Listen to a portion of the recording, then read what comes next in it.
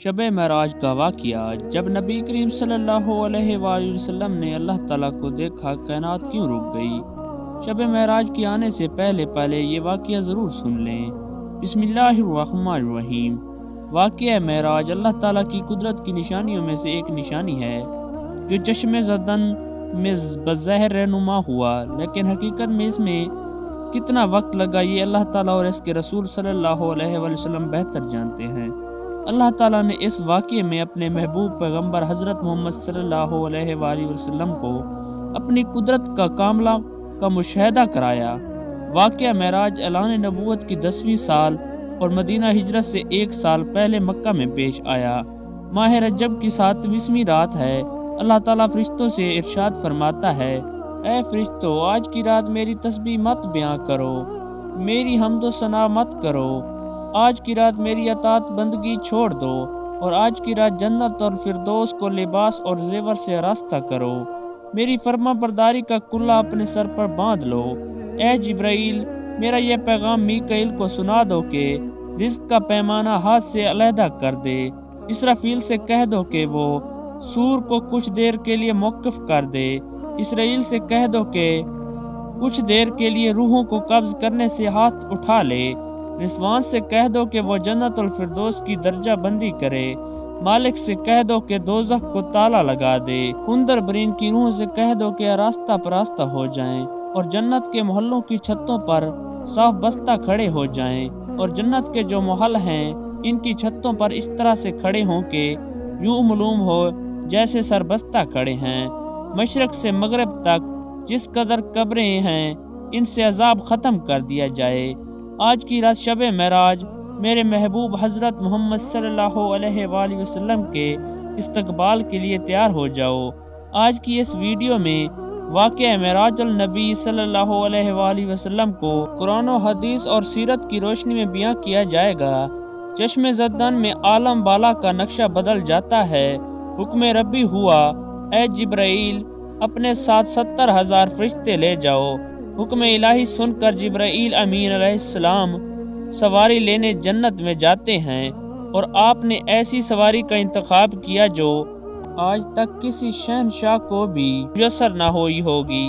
میسر ہونا تو دور کی بات ہے، دیکھی تک نہ ہوگی، اور دیکھنا تو دور کی بات ہے، سوچی تک نہ ہوگی۔ اس سواری کا نام براق ہے۔ تفسیر روح الانبیاء میں ہے کہ نبی کریم صلی اللہ علیہ وآلہ وسلم سے پہلے براق پر کوئی بھی سوار نہیں ہوا۔ ماہ رجب کی 27ویں شب کس قدر پرکیف رات ہے۔ مطلع بالکل صاف ہے، فضاؤں میں عجیب سی کیفیت طاری ہے۔ رات آہستہ آہستہ کیف و نشاط کی مستی میں مست ہوتی جا رہی ہے۔ ستارے پوری آب و تاب کے ساتھ جھلملا رہے ہیں۔ پوری دنیا پرسکون خاموشی کا عالم ہے۔ نصف شب گزرنے کو ہے کہ یکا یک آسمانی دنیا کا دروازہ کھلتا ہے۔ انور تجلیات کے جلوے سمیٹے حضرت جبرائیل علیہ السلام نورانی مخلوق کے جھرمٹ میں جنتی براق لیے آسمان کی بلندیوں سے اتر کر حضرت ام ہانی رضی اللہ تعالیٰ عنہ کے گھر تشریف لاتے ہیں، جہاں ماہ نبوت حضرت محمد صلی اللہ علیہ وآلہ وسلم محو خواب ہیں، آنکھیں بند کیے دل بیدار لیے آرام فرما رہے ہیں۔ حضرت جبرائیل امین علیہ السلام ہاتھ باندھ کر کھڑے ہیں اور سوچ رہے ہیں کہ اگر آواز دے کر جگایا تو بے ادبی ہو جائے گی۔ فکر مند ہیں کہ معراج کے دولہے کو کیسے بیدار کیا جائے۔ اس وقت حکم ربی ہوتا ہے، اے میرے جبرائیل، میرے محبوب کے قدموں کو چوم لے تاکہ تیرے لبوں کی ٹھنڈک سے میرے محبوب کی آنکھ کھل جائے۔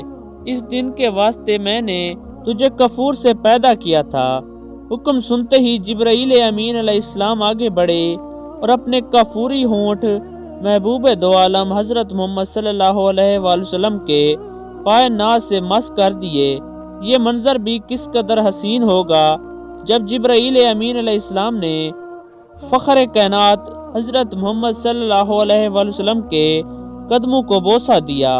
حضرت جبرائیل امین علیہ السلام کے ہونٹوں کی ٹھنڈک پا کر حضور نبی کریم صلی اللہ علیہ وآلہ وسلم بیدار ہوتے ہیں اور دریافت کرتے ہیں، اے جبرائیل، کیسے آنا ہوا؟ عرض کرتے ہیں یا رسول اللہ صلی اللہ علیہ وآلہ وسلم، خدائے بزرگ و برتر کی طرف سے بلاوے کا پروانہ لے کر آیا ہوں۔ یا رسول اللہ صلی اللہ علیہ وآلہ وسلم، اللہ تعالیٰ آپ کی ملاقات کا مشتاق ہے۔ حضور نبی کریم صلی اللہ علیہ وآلہ وسلم تشریف لے چلیے۔ زمین سے لے کر آسمان تک ساری گزرگاہوں پر مشتاق دیدار کا ہجوم ہاتھ باندھے کھڑے ہیں۔ معراج نبوت میں یہ بات درج ہے۔ چنانچہ آپ نے سفر کی تیاری شروع کی۔ اس موقع پر حضرت جبرائیل امین علیہ السلام نے آپ کا سینہ مبارک چاک کیا اور دل کو دھویا۔ حضور نبی کریم صلی اللہ علیہ وسلم کا ارشاد گرامی ہے کہ میرے پاس ایک آنے والا آیا اور اس نے میرا سینہ چاک کیا۔ سینہ چاک کرنے کے بعد میرا دل نکالا، پھر میرے پاس سونے کا ایک تشت لایا گیا جو ایمان حکمت سے لبریز تھا۔ اس کے بعد میرے دل کو دھویا گیا، پھر وہ ایمان و حکمت سے لبریز ہو گیا۔ اس قلب کو سینہ اقدس میں اس کی جگہ پر رکھ دیا گیا۔ بخاری شریف کی جلد نمبر اول میں صفحہ نمبر 559 پر یہ بات درج ہے۔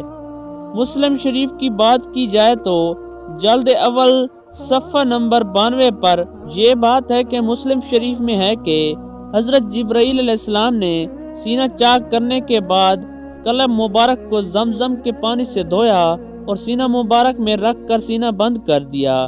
حضرت جبرائیل امین علیہ السلام فرماتے ہیں کہ قلب ہر قسم کی کنجی سے پاک اور بے عیب ہے، اور اس میں 2 آنکھیں ہیں جو دیکھتی ہیں اور 2 کان ہیں جو سنتے ہیں۔ یہ فتح الباری کی روایت ہے، جلد نمبر 13 صفحہ نمبر 610 پر۔ سینہ اقدس کے چاک کیے جانے میں کئی حکمتیں ہیں، جن میں سے ایک حکمت یہ ہے کہ قلب اطہر میں ایسی قوت قدسیہ شامل ہو جائے جیسے آسمانوں پر تشریف لے جانے والے عالم سواد کا مشاہدہ کرنے، بالخصوص دیدار الہی کرنے میں کوئی دقت اور دشواری پیش نہ آئے۔ پھر آپ صلی اللہ علیہ وآلہ وسلم کے سر انور پر امامہ باندھا گیا۔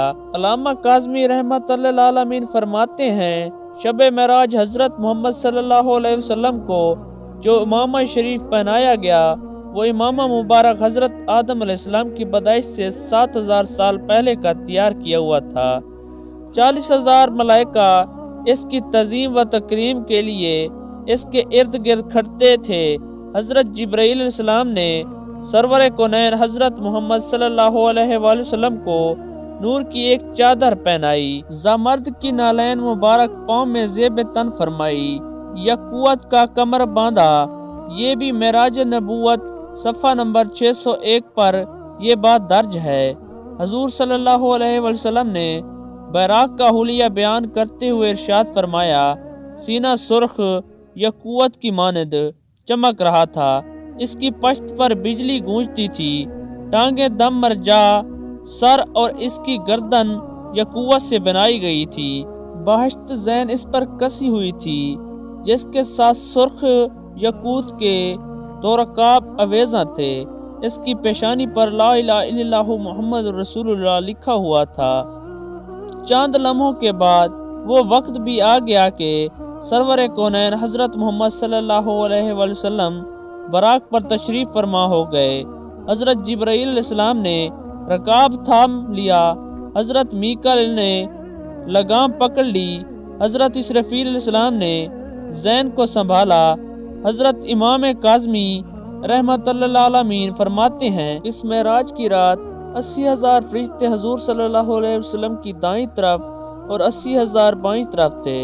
فضا فرشتوں کے درود و سلام کی صدا گونج اٹھی۔ حضرت محمد صلی اللہ علیہ وآلہ وسلم درود و سلام کی گونج میں سفر معراج کا آغاز فرماتے ہیں۔ اس واقعے کو قرآن مجید میں اللہ تعالیٰ نے اس طرح بیان فرمایا ہے کہ وہ ذات اور نقص اور کمزوری سے پاک ہیں، جو رات کے تھوڑے سے حصے میں اپنے محبوب اور مکرم بندے کو مسجد حرام سے مسجد اقصی تک لے گئی، جس کے گرد و نواح کو ہم نے بابرکت بنایا دیا ہے تاکہ ہم اس بندے کامل کو اپنی نشانیاں دکھائیں۔ سورۃ النبی اسرائیل کی یہ آیت کا ترجمہ بھی بیان کیا گیا ہے کہ آپ صلی اللہ علیہ وآلہ وسلم نہایت شان و شوکت سے ملائکہ کے جلوس میں مسجد حرام سے مسجد اقصی کی طرف روانہ ہوتے ہیں۔ یہ گھڑی کس قدر دل نواز تھی کہ جب مکان سے لا مکان تک نور ہی نور پھیلا ہوا تھا، سواری بھی نور تو سوار بھی نور، براتی بھی نور تو دولہا بھی نور، میزباں بھی نور تو مہمان بھی نور، نوریوں کی یہ نوری برات فلک بوس پہاڑیوں، بے آب و بیاں ریگستانوں، گھنے جنگلوں، چٹیل میدانوں، سرسبز و شاداب وادیوں پر خطر و ویرانوں پر سے سفر کرتی ہوئی وادی بسا میں پہنچی، جہاں بے شمار درخت ہیں۔ حضرت جبرائیل علیہ السلام عرض کرتے ہیں کہ حضور یہاں اتر کر 2 رکعت نوافل ادا کیجئے، یہ آپ کی ہجرت گاہ مدینہ طیب ہے۔ نفل کی ادائیگی کے بعد پھر سفر شروع ہوتا ہے۔ راستے میں ایک سرخ ٹیلہ آتا ہے جہاں حضرت موسیٰ علیہ السلام کی قبر ہے۔ حضور صلی اللہ علیہ وآلہ وسلم اس موقع پر ارشاد فرماتے ہیں کہ معراج کی رات میں سرخ ٹیلے سے گزارا تو میں نے دیکھا کہ وہاں موسیٰ علیہ السلام کی قبر ہے اور وہ اپنی قبر میں کھڑے ہو کر نماز پڑھ رہے ہیں۔ پھر دیکھتے ہیں بیت المقدس میں آ گیا، جہاں قدسیوں کا ہجوم سلامی کے لیے موجود ہے۔ علماء خوش آمدید کہنے کے لیے تقریباً 1,24,000 انبیاء مرسلین استقبال کے لیے بے چین اور بے قرار کھڑے تھے۔ حضور نبی کریم صلی اللہ علیہ وآلہ وسلم اس مقام پر تشریف فرما ہوئے، جسے باب حضرت محمد صلی اللہ علیہ وآلہ وسلم کہا جاتا ہے۔ حضرت جبرائیل علیہ السلام ایک پتھر کے پاس آئے جو اس جگہ موجود تھا۔ حضرت جبرائیل علیہ السلام نے اس پتھر میں اپنی انگلی مار کر اس میں سے سوراخ کر دیا اور براق کو اس میں باندھ دیا۔ یہ تفسیر انبیاء کثیر کی جلد نمبر 3 صفحہ نمبر 7 پر درج ہے۔ آفتاب نبوت حضرت محمد صلی اللہ علیہ وآلہ وسلم مسجد اقصی میں داخل ہوتے ہیں۔ صحن حرام سے فلک تک نور ہی نور چھایا ہوا ہے، ستارے ماند پڑ چکے ہیں، قدسی اسلامی دے رہی ہیں، حضرت جبرائیل علیہ السلام اذان دے رہے ہیں، تمام انبیاء ورسل صف در صف کھڑے ہو رہے ہیں۔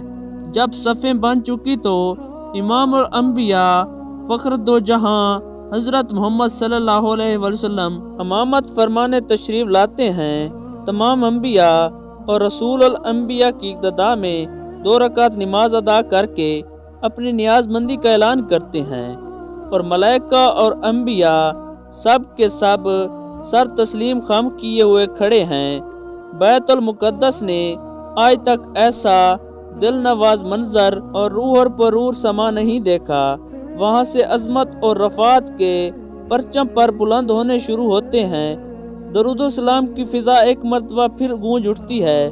سرور کونین حضرت محمد صلی اللہ علیہ وآلہ وسلم نوری مخلوق کے جھرمٹ میں آسمان کی طرف روانہ ہوتے ہیں، اور یہاں سے پھر وہ واقعہ معراج شروع ہوتا ہے۔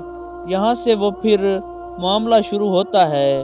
حضور نبی کریم صلی اللہ علیہ وآلہ وسلم فرماتے ہیں، پھر مجھے اوپر لے جایا گیا۔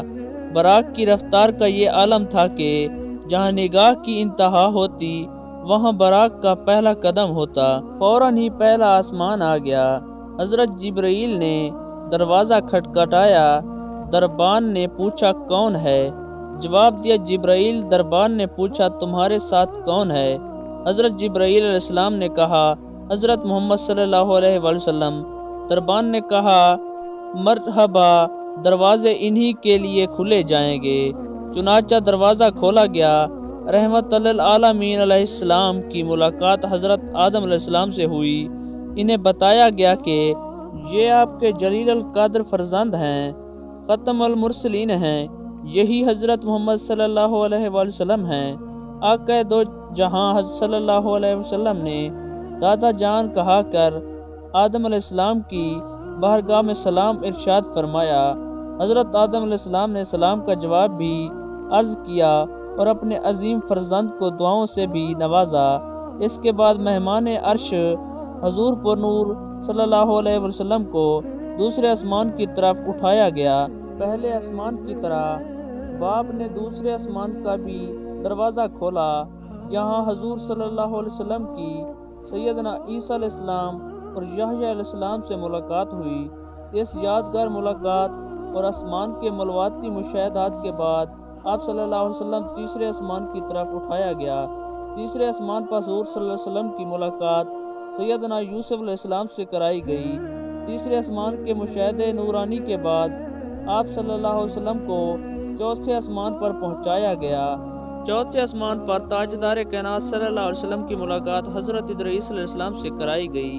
اس طرح حضور صلی اللہ علیہ وسلم سفر معراج طے کرتے ہوئے پانچویں آسمان پر پہنچے تو وہاں حضرت ہارون علیہ السلام سے ملاقات ہوئی۔ چھٹے آسمان پر حضور صلی اللہ علیہ وسلم کی ملاقات سیدنا موسیٰ علیہ السلام سے ملاقات ہوئی۔ صلی اللہ علیہ وسلم کی عظمت و رفعت کو دیکھ کر رقص کے آنسو آپ پڑے۔ آپ کی زبان اقدس سے بے اختیار نکلا کہ خدائے بزرگ و بدتر کہ یہ وہ بزرگ و رسول ہیں جن کی امت کو میری امت پر شرف عطا کیا گیا۔ میری امت پر جیسے بزرگی عطا ہوئی، یہ وہی رسول برحق ہیں جن کی امت کو میری امت کے مقابلے میں کثرت کے ساتھ جنت میں داخل کیا گیا۔